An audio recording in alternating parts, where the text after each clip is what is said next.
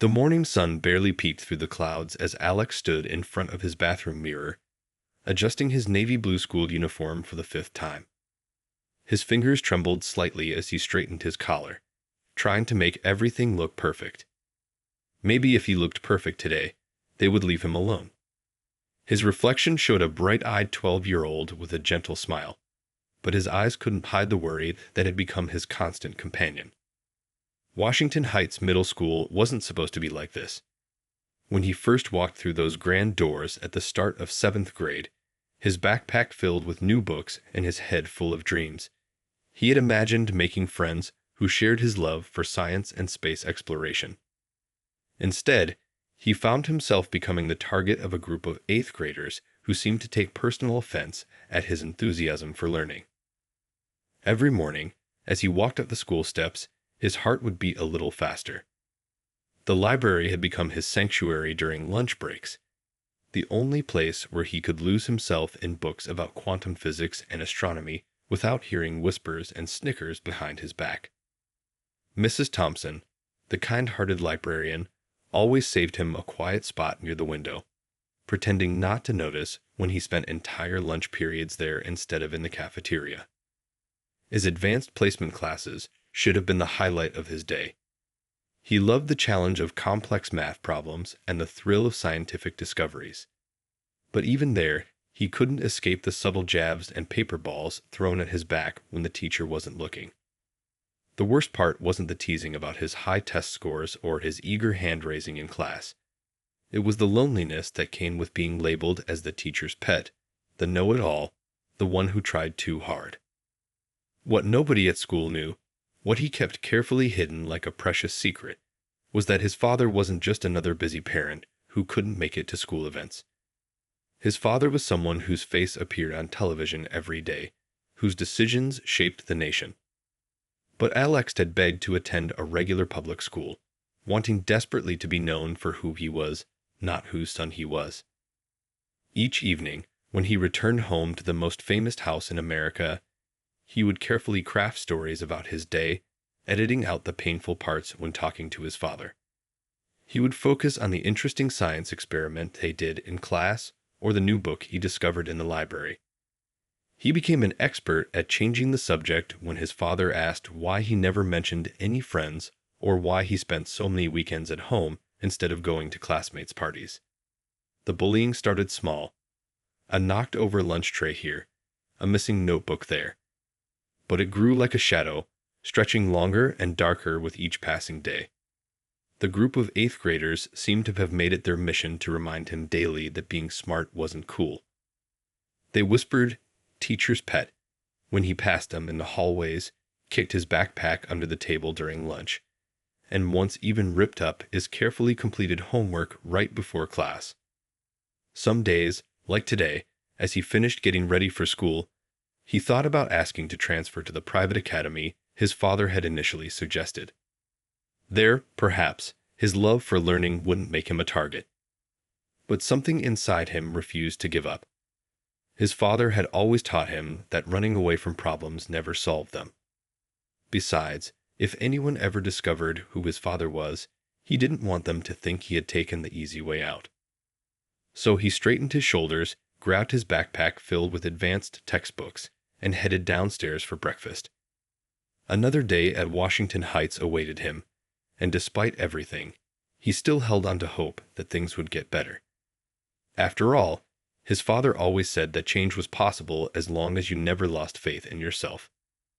Little did Alex know that change was coming sooner than he thought, and it would transform not just his life, but the entire school. In the quiet moments between running the country and attending high-level meetings, President Thomas couldn't shake the feeling that something was wrong with his son. The signs were subtle at first, so subtle that anyone else might have missed them. But parents have a way of noticing things that others don't, even when they're busy leading the free world. It started with the little changes in their evening talks. These conversations had been their special tradition since Alex was old enough to speak, a precious time when they could just be father and son, not the president and his child. They would sit in the cozy study of the White House residence, away from the watchful eyes of staff and security, and share their day's adventures. But lately, these talks had become shorter, more guarded. Alex, who used to bubble over with excitement about school projects and science experiments, now gave brief, careful answers. When asked about friends or classroom activities, he would quickly change the subject to their weekend plans or ask about his father's meetings with world leaders. The dark circles under Alex's eyes grew more noticeable with each passing week. At breakfast, he would pick at his food, something entirely new for a boy who usually had the appetite of a growing tiger. The school books he once carried proudly now seemed to weigh on his shoulders like heavy burdens. President Thomas noticed how his son would flinch slightly when his phone buzzed with notifications, how he angled the screen away before quickly turning it off. During weekend family movies, Alex would zone out, lost in thoughts that seemed far from the comedy playing on the screen. His laugh, once so quick and genuine, now sounded forced, as if he was trying too hard to prove everything was fine. The suggestion about transferring schools came up more frequently in their conversations. Alex, who had once been so adamant about attending public school, now casually mentioned the private academy they considered before. Just thinking about it, he'd say with a shrug that tried too hard to be casual, "They have a really good science program." One evening, while reviewing state papers in his study, President Thomas overheard Alex talking on the phone with his grandmother. The boy's voice cracked as he asked her if she had ever dealt with people who didn't like her just because she was different. The president's pen stopped moving mid-signature, his heart heavy with the weight of what he was hearing. He started paying closer attention to the small details he'd been too busy to notice before. The way Alex's hands would shake slightly while packing his school bag in the morning. How he'd spend more time choosing his clothes, as if the right combination might somehow protect him. The way he'd slip into the house after school, trying to become invisible. During cabinet meetings, President Thomas found his mind wandering to his son's struggles. Here he was, capable of influencing international policy and managing national crises, yet he felt helpless watching his own child suffer silently. He thought about his own school days, about the challenges of fitting in, and wondered if his position as president was making things harder for Alex. The breaking point came during a routine security briefing. One of the agents mentioned, almost casually, that Alex had been spending his lunch periods in the library instead of the cafeteria. When pressed, the agent reluctantly admitted this had been going on for months. The president felt a mix of concern and guilt. How had he not known this? How had he let his busy schedule blind him to his son's daily struggles? That night, after dinner, President Thomas canceled his evening meetings. He found Alex in his room, supposedly doing homework, but really just staring at his science textbook with unfocused eyes. Sitting down on the edge of the bed, he asked his son a simple question. "What's really going on at school, buddy?" The look of relief and fear that crossed Alex's face told him everything he needed to know. It was time for a father to step in, president or not. The science lab had always been Alex's favorite place in school. The familiar smell of cleaning supplies and fresh chalk, the neat rows of beakers, and the gentle hum of equipment usually brought him peace. But not today. Today, as he carefully arranged his quantum physics project for the upcoming state competition, his hands wouldn't stop trembling. He'd spent 3 months on this project, staying up late into the night, testing and retesting his theories. The demonstration showed how quantum entanglement worked through a series of interconnected devices he built himself. His dad had even helped him order some special parts, though he'd insisted on figuring out the complex calculations on his own. The clock on the wall ticked steadily towards 3:30 p.m. Most students had already left for the day, but he'd gotten special permission to stay late to prepare for tomorrow's presentation. The last rays of afternoon sunlight streamed through the tall windows, casting long shadows across the linoleum floor. Everything seemed peaceful until he heard them. Footsteps in the hallway, followed by all too familiar laughter. The door creaked open. His heart sank as 4 eighth graders walked in, led by their unofficial leader. They'd been waiting for a moment like this, when no teachers were around, when the hallways were nearly empty. Alex quickly looked down at his project, pretending to be absorbed in adjusting a wire, hoping that maybe, just maybe, they'd leave him alone this time. Well, well, if it isn't the little genius, one of them sneered, walking closer to inspect the delicate equipment spread across the lab table. What's all this supposed to be? He picked up one of the sensors, tossing it carelessly from hand to hand. Please put that down, Alex said quietly, trying to keep his voice steady. It's very sensitive equipment. He could feel his pulse racing, knowing what was likely coming next. The sensor was part of a matched pair. If it broke, weeks of work would be ruined. Or what? You'll tell your daddy. Another boy taunted, not knowing just how powerful that daddy really was. They circled the table like sharks, getting closer with each pass. Come on, show us how your fancy science stuff works. What happened next seemed to unfold in slow motion. One of them bumped the table. Whether on purpose or by accident, Alex would never know. The delicate arrangement of sensors, wires, and measuring devices swayed precariously. He reached out to steady it, but he wasn't fast enough. The entire project crashed to the floor, pieces scattering across the cold tiles like stars across a dark sky. Alex dropped to his knees, trying to gather the broken pieces. His vision blurred as tears welled up in his eyes, but he refused to let them fall. Not in front of them. Not now. Each broken component represented hours of work, late nights, and dreams of winning that competition. The main sensor was cracked right down the middle, and several crucial wires had been torn loose. What he didn't notice, as he knelt there trying to salvage what he could, was that another student had stopped in the doorway. This quiet witness had their phone out, recording everything. The bullies, too caught up in their moment of destruction, didn't see them either. Guess you're not so smart after all, one of them laughed, kicking a piece of equipment further across the floor. The others joined in with their own taunts, their voices echoing in the empty lab. Finally, after what felt like hours, but was probably only minutes, they left, their laughter fading down the hallway. Only then did Alex let the tears fall freely. Sitting on the floor surrounded by the wreckage of his dreams, he felt more alone than ever. Each tear that dropped onto the broken pieces of his project carried the weight of months of silence, of hiding, of pretending everything was fine.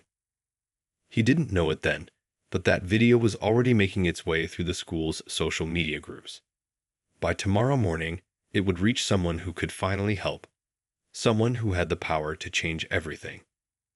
But for now, in the quiet of the ruined science lab, Alex carefully gathered each broken piece, wrapped them in his lab coat, and placed them gently in his backpack.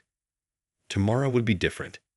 It had to be. The morning started like any other at Washington Heights Middle School.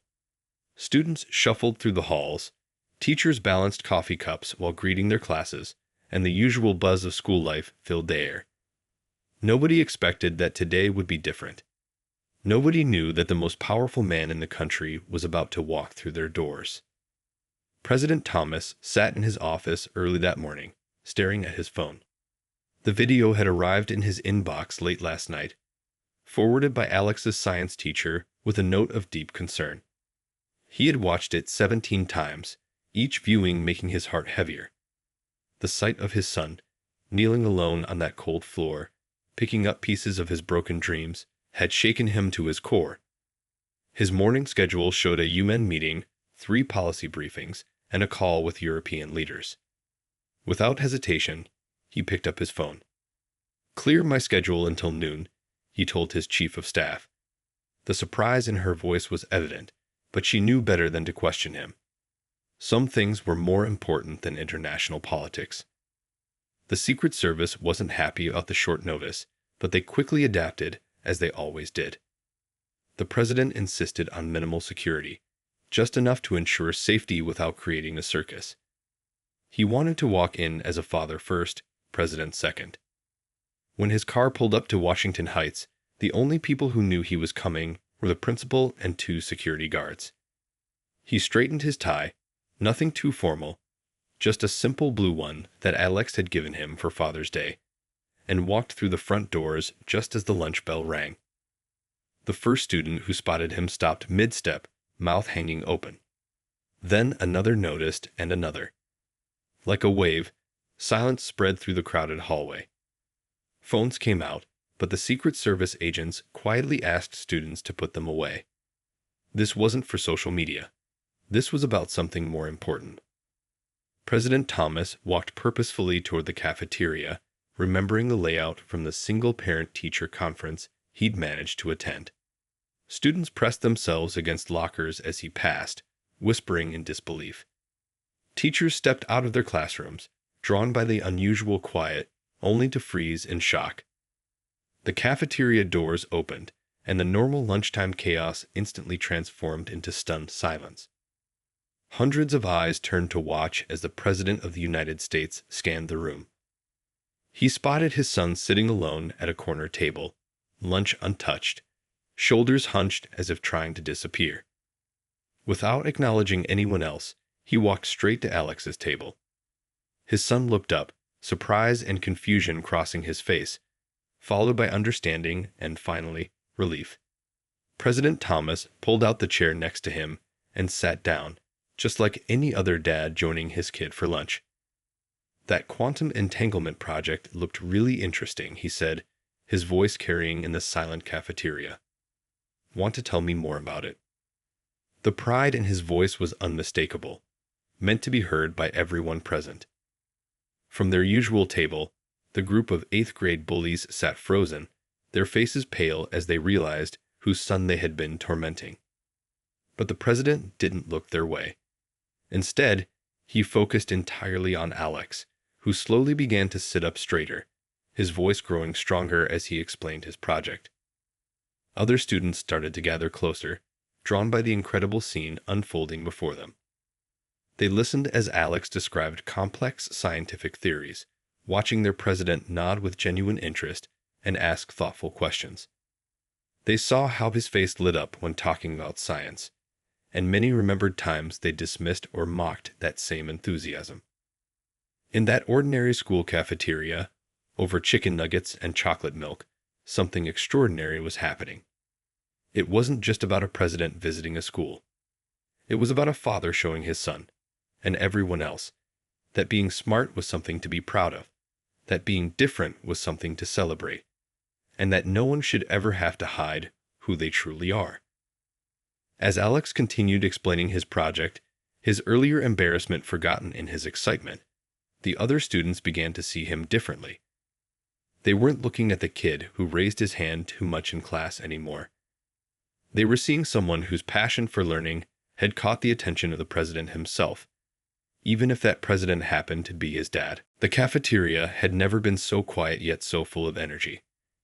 As President Thomas sat with Alex, their conversation flowed naturally, touching on topics that made the other students lean in closer to listen. The president's voice carried clearly through the hushed room as he spoke about his son's achievements, not with the rehearsed tone of his speeches, but with genuine fatherly pride. "Tell everyone about that science fair project you did last year," he encouraged, smiling warmly. "The one about renewable energy." His hand rested supportively on Alex's shoulder, and slowly the tension began to melt from his son's frame. At the far table, the group of bullies sat frozen, their lunches forgotten. They watched as Alex, the same boy they'd tormented just yesterday, began explaining complex scientific concepts with growing confidence. The president nodded encouragingly, asking questions that showed he'd been paying attention to his son's interests all along. "You know," President Thomas said, loud enough for nearby tables to hear, "Alex taught me something fascinating about quantum physics last week. I used it as an example in my meeting with the Secretary of Science and Technology." He turned to the growing crowd of students. "Did you know your classmates' research is being considered for the National Young Scientists program?" The whispers started then, spreading through the cafeteria like ripples in a pond. Students who had never given Alex a second glance were now looking at him with new eyes. Some even pulled out their phones to look up the program the president had mentioned. Alex's usual lunch spot, which had always been empty except for him, was now the center of attention. Other students began drifting closer, drawn by the president's warm presence and Alex's increasingly animated explanations. A few braver ones even asked questions about his projects. One of the lunch ladies, who had often watched Alex eating alone with concern in her eyes, wiped away a tear as she saw the transformation happening before her. The boy who usually hunched over his food, trying to be invisible, was now sitting tall, his eyes bright with excitement as he shared his passion for science. The school principal stood near the cafeteria doors, watching the scene unfold. He couldn't help but notice how the same students who had witnessed Alex's bullying without speaking up were now hanging on his every word. The power dynamics in the room had shifted completely. "My son," President Thomas continued, his voice filled with emotion, "has always believed that understanding science helps us understand the world better. He once told me that every scientific discovery is like finding a new way to make the world a little bit better." He looked around the cafeteria, making eye contact with various students. That's the kind of thinking that changes lives. The group of bullies squirmed in their seats as several pairs of eyes turned their way. The video of yesterday's incident had made its rounds, and now, faced with the contrast between their actions and the president's words, they couldn't meet anyone's gaze. As lunch period drew to a close, something remarkable happened. A student from the robotics club approached their table, asking Alex if he'd be interested in joining their next competition. Another student mentioned a study group that met after school. Suddenly, the boy who had been isolated for so long was being included. President Thomas watched it all with quiet satisfaction. He hadn't come to shame anyone or to throw his power around. He had come to show his son, and everyone else, that being intelligent and passionate about learning wasn't something to hide. He'd come to demonstrate that sometimes the best way to fight darkness was to shine a light on what made someone special. As the bell rang and students began reluctantly heading to class, many lingered, hoping to hear more. Alex's smile, now genuine and relaxed, was worth every rescheduled meeting and postponed call. The president stood, straightening his tie, and gave his son a quick hug. "I'm proud of you," he said, loudly enough for others to hear. "Never let anyone make you feel bad about being exactly who you are." The message wasn't just for Alex anymore. It was for every student who had ever felt different, every kid who'd been afraid to raise their hand in class, every young person who dimmed their light to fit in. In that ordinary school cafeteria, a father's love had turned a moment of support into a lesson about courage, acceptance, and the power of being true to oneself. The days following the president's surprise lunch visit brought swift changes to Washington Heights Middle School. The principal's office buzzed with activity as new anti-bullying measures were put into place. But it was the announcement that came over the school speakers during third period that really got everyone's attention. The entire school had been invited to the White House for a special assembly. The excitement in the hallways was electric. Students who had never spoken to each other were now gathered in small groups, talking about what they should wear and wondering what the White House looked like from the inside. Even the most uninterested students couldn't help but get caught up in the anticipation. On the morning of the visit, a fleet of buses lined up outside the school. Teachers tried to maintain order as students practically bounced in their seats during the ride. Many had their faces pressed against windows as they approached the most famous address in America, phones ready to capture every moment. The White House's East Room had been transformed for the occasion. Rows of chairs filled the historic space, and a podium stood at the front. But what caught everyone's attention were the displays set up around the room, science projects, art pieces, and presentations from students across the country who had faced bullying and overcome it through their passions. Alex's quantum physics project had been rebuilt, better than before, and held a place of honor near the front. But this time, he wasn't standing alone beside it. A small group of students from the science club surrounded him as he explained how it worked, their eyes wide with genuine interest. President Thomas took the stage, but he didn't speak as the president. He spoke as a father, sharing his own school experiences, the times he felt different, and how he learned to embrace what made him unique. His words resonated through the room, touching everyone in different ways. "Look around this room," he said, gesturing to the diverse crowd of students. "Every single person here has something special to offer. Maybe it's science, like my son Alex. Maybe it's art, or music, or the ability to make others laugh. But too often, we let fear of being different stop us from sharing our gifts with the world." The school bullies sat in the middle of the crowd, their usual confidence replaced by thoughtful expressions. They watched as student after student stood up to share their stories. The girl who loved mathematics but pretended to be bad at it to fit in. The boy who hid his poetry writing because others called it uncool. As each story unfolded, something began to change in the room. Students who had never spoken to each other started nodding in understanding. Those who had stood by during bullying incidents shifted uncomfortably in their seats, realizing their silence had been part of the problem. The president introduced special guests, successful scientists, artists, and leaders who had all faced bullying in school. They spoke about how the things they were once teased for became the foundations of their success. A famous tech entrepreneur shared how his love for computers had made him a target, but later helped him create a company that changed the world. During the lunch break, something remarkable happened. The cafeteria tables in the White House became mixing grounds where old social barriers broke down. The kid who was great at basketball sat with a computer enthusiast, sharing stories and laughing together.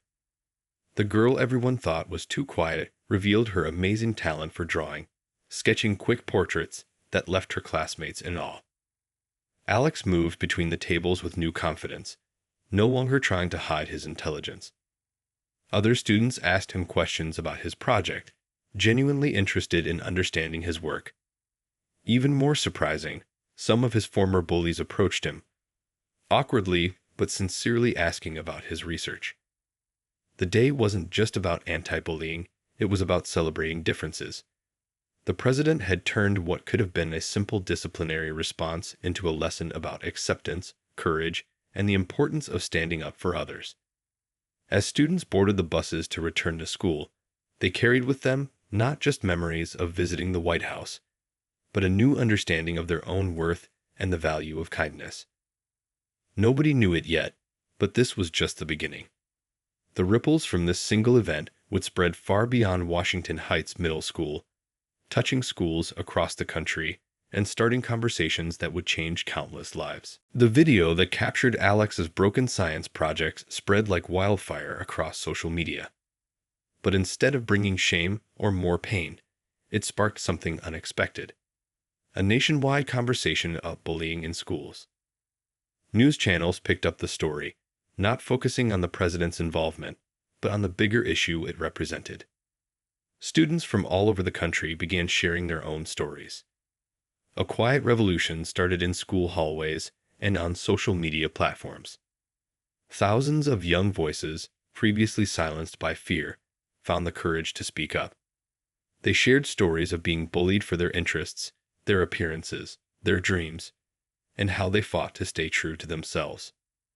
The hashtag #StandLikeAlex started trending, though Alex himself found it a bit embarrassing. It wasn't about him anymore. It had become about every kid who'd ever felt afraid to be themselves at school. Videos poured in. A boy showing off his ballet moves, a girl proudly displaying her comic book collection, another student confidently solving complex math equations. Back at Washington Heights, the change was even more visible. In the cafeteria where Alex once sat alone, tables had become mixed groups of students with different interests and backgrounds. The library, his former hiding place, was now buzzing with study groups where students help each other understand difficult subjects. One morning, a local news crew visited the school to document the transformation. They found students organizing anti-bullying workshops, starting clubs that celebrated different interests, and creating safe spaces where everyone could be themselves. The reporter asked Alex how it felt to see such change. "It's not just about stopping bullying," he said, speaking with newfound confidence. "It's about helping everyone find their voice. Sometimes people just need to know they're not alone." The movement spread to other schools in the district, then to neighboring states.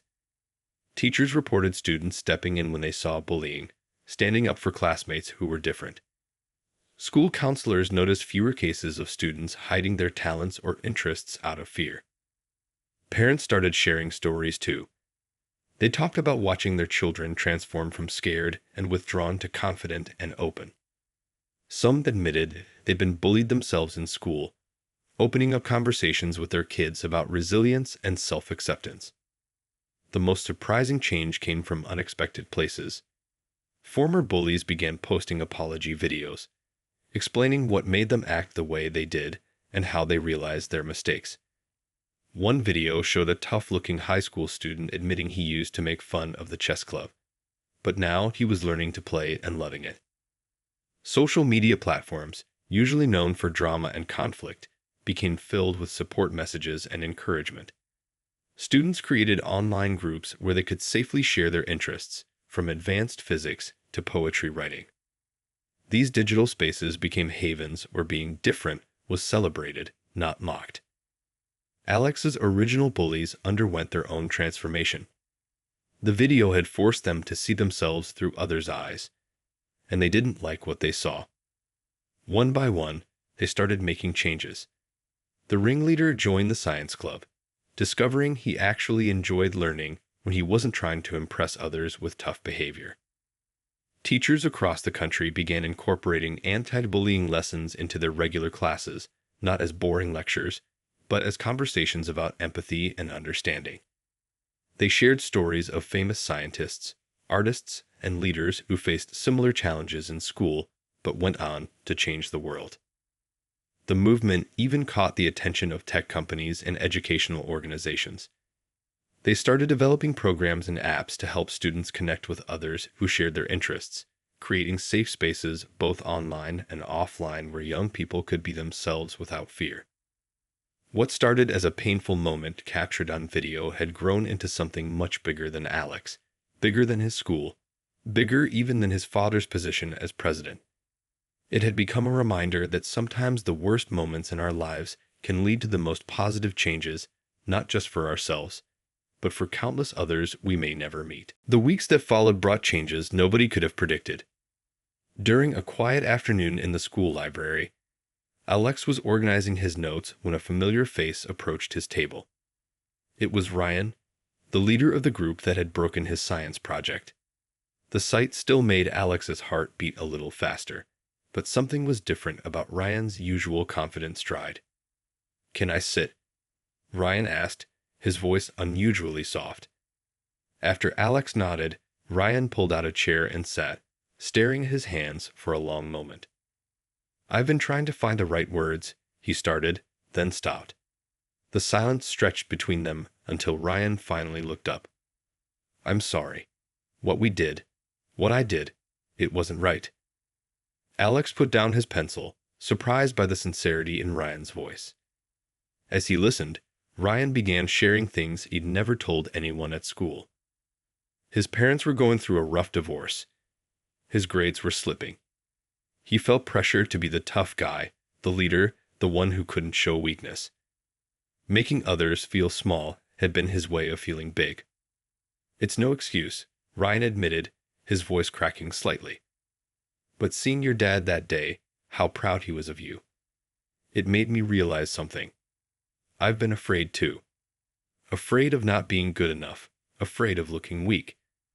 So I picked on someone who wasn't afraid to be smart, to be different." The conversation could have ended there, with a simple apology accepted. But Alex saw something in Ryan's struggle that reminded him of his own battles with feeling different. "You know," he said carefully, "I'm helping some kids with science after school. You could join us if you want." That invitation, offered without obligation or judgment, became the turning point. Ryan, to everyone's surprise, including his own, showed up the next day. His presence was awkward at first, but as he listened to Alex explain complex concepts, something clicked. Behind his tough exterior, Ryan had a quick mind for problem solving. One by one, the other former bullies followed Ryan's lead. They came with their own stories, their own apologies, their own hidden interests they'd been afraid to show.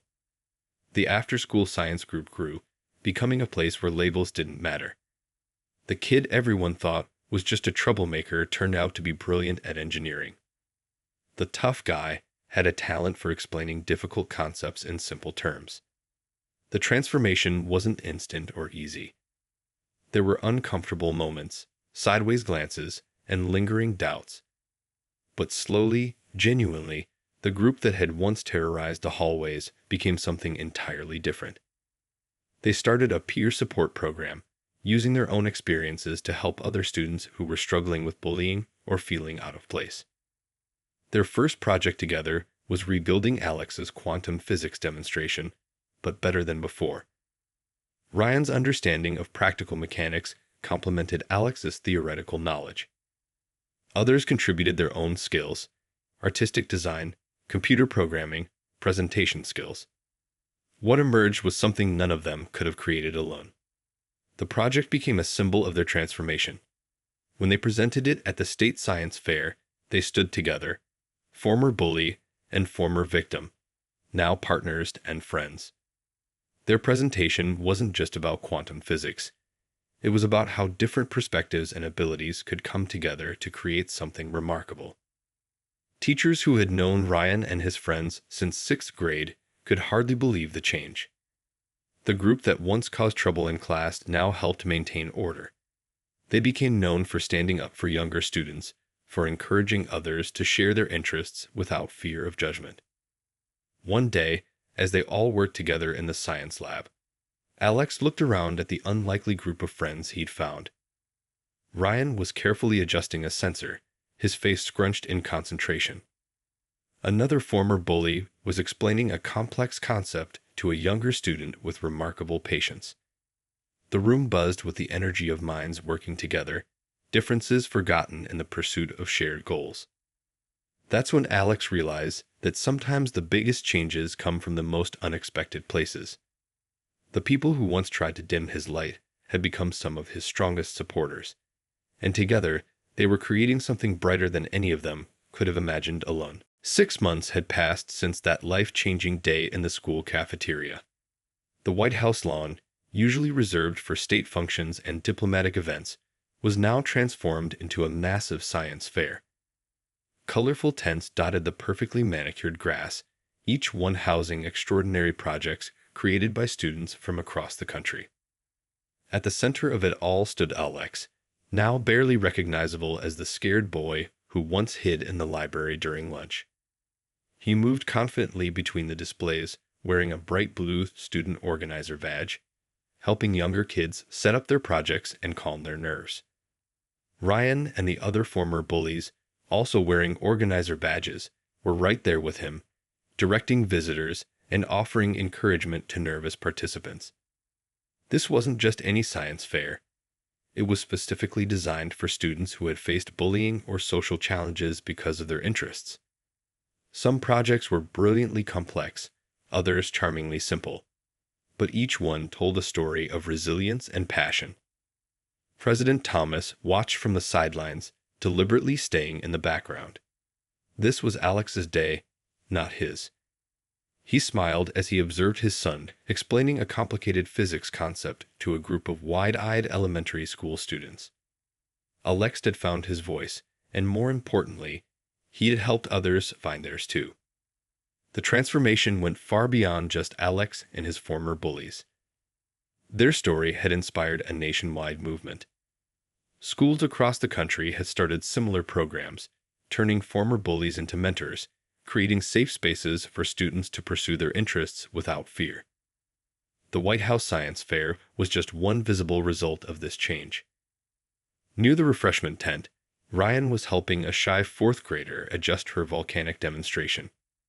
"You know," he told her with a gentle smile, "I used to be scared of showing people how much I liked science too. But look around. Being smart is pretty cool, right?" The little girl nodded, her nervousness melting away as Ryan showed genuine interest in her project. Local news crews captured the moment when Alex and his team gathered all the participants for a group photo. Hundreds of young faces beamed at the cameras, each wearing a t-shirt that read, "Be proud of who you are." The photo would later go viral, becoming a symbol of how far they'd come. The most touching moment came when a small boy approached Alex during the lunch break. "I get bullied at my school," he whispered, looking at his feet. "But my teacher showed us the video about you. It made me brave enough to join the science club." Alex knelt down to the boy's level, remembering how it felt to be in his shoes. Together, they walked through the fair, talking about the boy's love for astronomy. As the day drew to a close, Alex stood on the small stage they'd set up on the lawn. Looking out at the crowd, students, teachers, parents, and news crews, he felt a surge of emotion. Behind him stood his father, Ryan, and all the others who had been part of his journey. But this wasn't about them anymore. It was about every kid who ever felt different, every student who hid their talents, every young person afraid to shine. 6 months ago, Alex began, his voice clear and confident. "I was afraid to be myself. I thought being different was something to hide. But look around you today. Look at all these amazing projects, all these incredible minds. Being different isn't just okay. It's beautiful. It's powerful. It's what makes each of us special." The applause that followed wasn't just for his words. It was for every person who had ever found the courage to be themselves. For every bully who learned to be better. For every silent bystander who learned to speak up. As the sun set over the White House lawn, casting long shadows across the science fair displays, there was a sense that this wasn't an ending, but a beginning. This wasn't just a story about a bully boy whose dad happened to be the president. It was a story about change, about growth, about the power of acceptance and understanding. Most importantly, it was a story that would continue to inspire others long after the last science fair display was packed away.